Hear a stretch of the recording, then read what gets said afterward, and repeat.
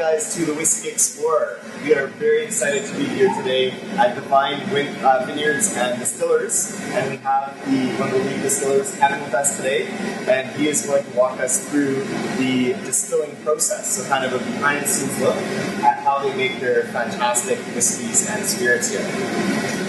Right, so first and foremost, we're actually in the middle of a distilling run for ancient grains, one of our whiskeys right now. Before we get to this step, everything has to start with the grain. So if we have a look over here, we've got all 5 grains that we use in our ancient grains whiskey. We've got malted barley, which is the most important one here.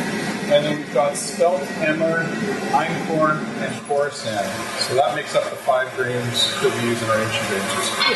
Cool, so the ancient grains is kind of a blend of, rather than it just being a single like malted barley, you've got some other grains going into that to sort of give it its unique flavor profile? Absolutely, yeah. Nice. And the 4 ancient grains, or heritage grains as we call them, are sort of the precursor to the modern wheat and rye. So these are the grains that were around years and years ago. And we just thought, flavor-wise, they really add a unique character to the spirit. So once we have our grains, what we need to do is we process them. So we mill them, break the grains down physically, and then we move over to our mash tun over here, where we mix the grains with hot water. And primarily, we're converting the starch within the grains into sugar, because that's what we need to make alcohol. So the malted barley does most of that work for us because it's got the enzymes built inside the barley kernels to convert starch to sugar. The 4 heritage grains are mainly for flavor purposes.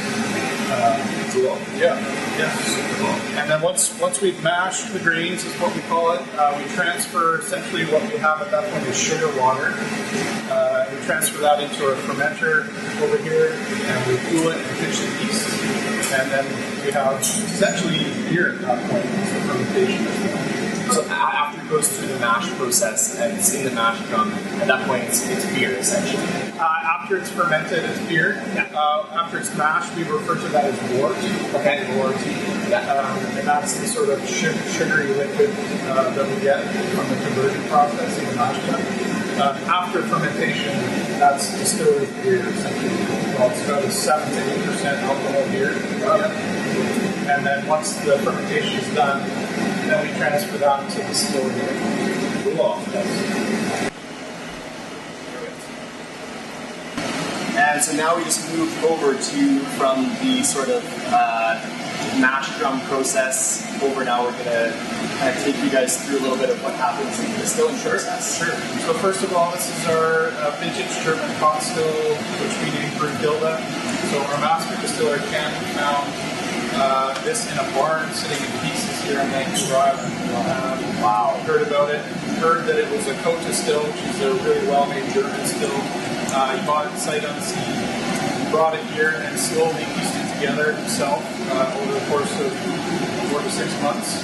Wow. We had to modernize the burner and the safety controls on it because it was a vintage still. And she's an absolute workhorse for us. Makes everything from vodka to gin to rum to whiskey. So it's been a really versatile still for us. So what we've got going here is an ancient grains stripping run. So we've taken our distiller's beer from our fermenter and we put it in the still here. And essentially the distillation part is we're heating up the liquid in the still. And the whole process is that alcohol vaporizes or burns off boils earlier at a lower boiling point than water does. So the alcohol is going to vaporize and work its way up the column.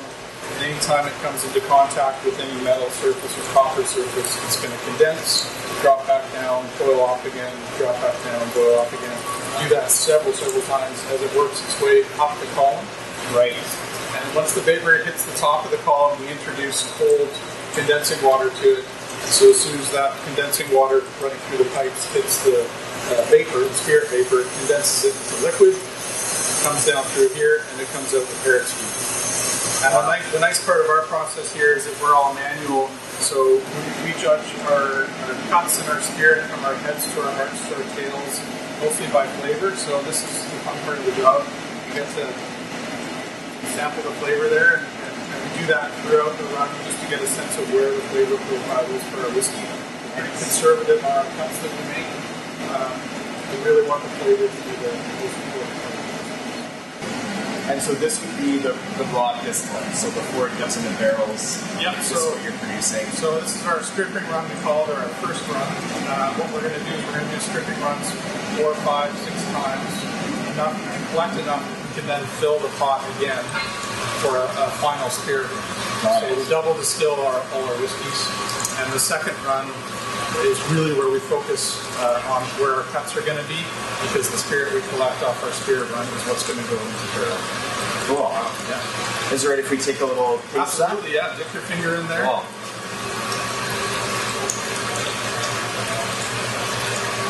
So what we find with our ancient grains whiskey as compared to a single malt is you get a little bit of nuttiness from the Coruscant especially, really shines through there, and a little bit of sweetness too.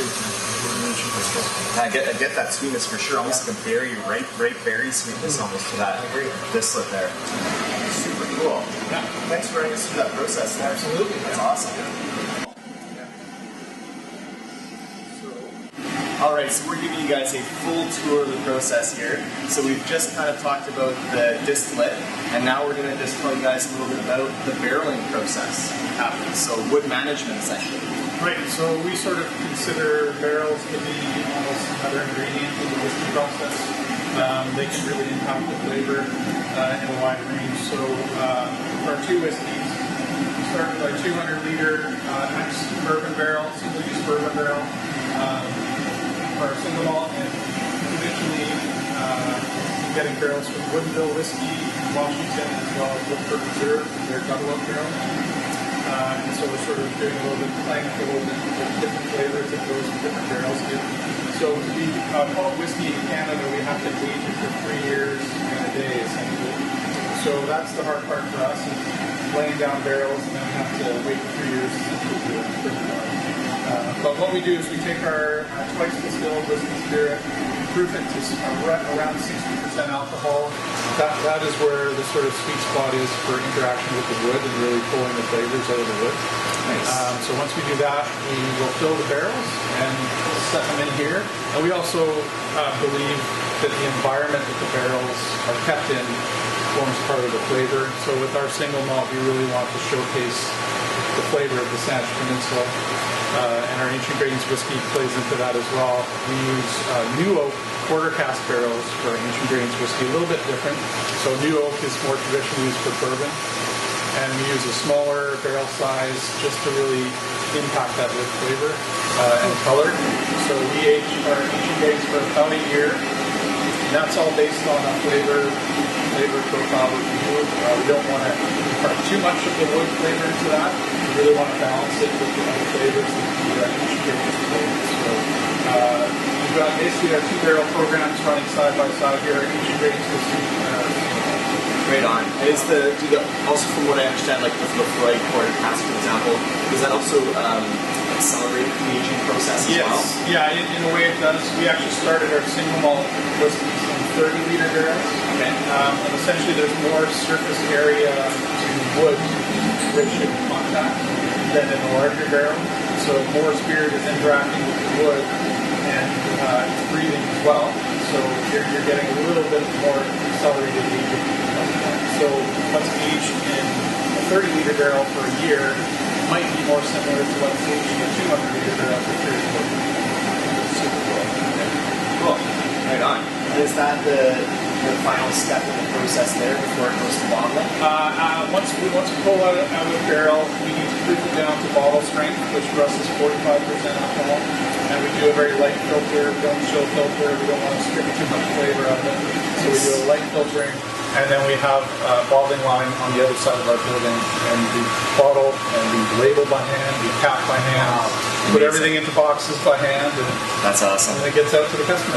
Right on. And I'm going to assume too, so unchill filtered and no color added. Correct. It's just as it comes out of the barrel. And that's how we like to find our whiskeys. Absolutely. Yeah. So love that it's a non-chill filtered product and no color added. That's fantastic.